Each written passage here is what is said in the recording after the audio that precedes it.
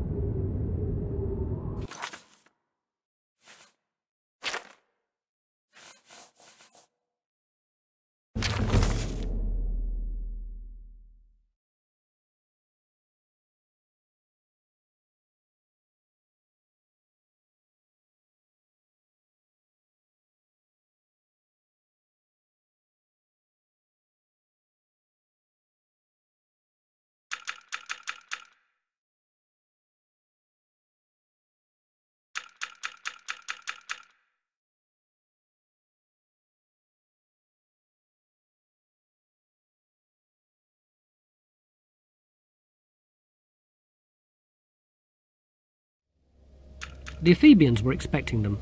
Soldiers lined the quay. There were a lot of them. BhaRhaTah trailed along, the voice of the tortoise insinuating itself in his head. So, the Ephebians want peace, do they? Doesn't look like that. Looks like we took a pasting and we're suing for peace. That's what it looks like to me.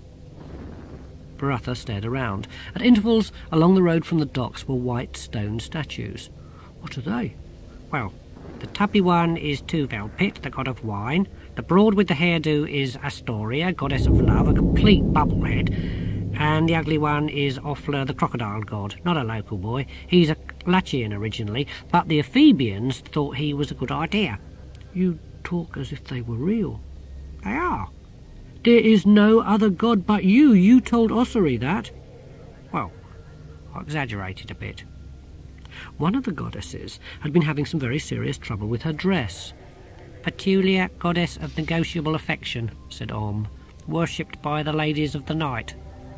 A god for painted Jezebels? Why not? There used to be none there.